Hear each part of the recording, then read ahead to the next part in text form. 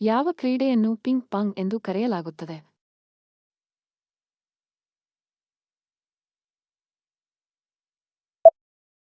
Table tennis ಎಂದು ಕರೆಯಲ್ಪಡುವ ಕ್ರೀಡೆಯನ್ನು ಪಿಂಗ್ ಪಾಂಗ್ ಎಂದು ಕರೆಯುತ್ತಾರೆ. ಹಾಕಿ ಆಟದ ಜಾದೂಗಾರ ಎಂದು ಕರೆಯಲ್ಪಡುವ ಕ್ರೀಡಾಪಟು ಯಾರು?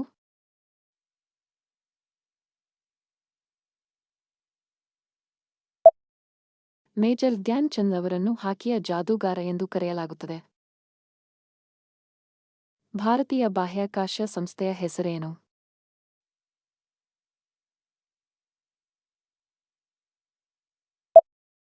ಇಸ್ರೋ.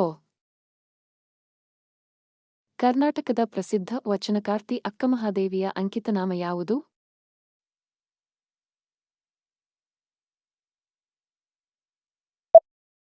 ಚೆನ್ನಮಲ್ಲಿಕಾರ್ಜುನ. ಕುವೆಂಪು ಅವರ ಆತ್ಮಕಥನದ ಹೆಸರು ಯಾವುದು?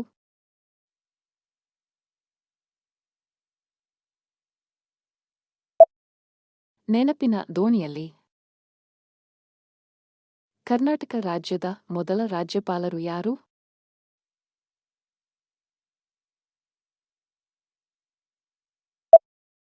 ಮಹಾರಾಜ ಜಯಚಾಮರಾಜೇಂದ್ರ ಒಡೆಯರ್. ಮೈಸೂರು ದಸರಾ ಮೆರವಣಿಗೆಯ ಆನೆ ಹೊರುವ ಅಂಬಾರಿಯ ತೂಕವೆಷ್ಟು?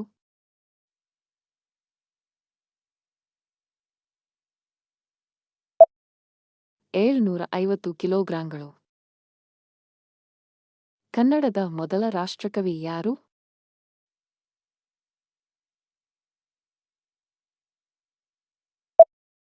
ಮಂಜೇಶ್ವರ ಗೋವಿಂದ ಪೈ. ಕರ್ನಾಟಕದ ಮೊದಲ ಮುಖ್ಯಮಂತ್ರಿ ಯಾರು?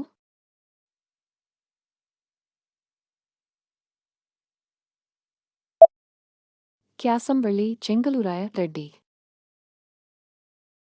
ರಾಜಧಾನಿಯನ್ನು ಮೈಸೂರಿನಿಂದ ಬೆಂಗಳೂರಿಗೆ ಸ್ಥಳಾಂತರಿಸಲು ಕಾರಣರಾದವರು ಯಾರು?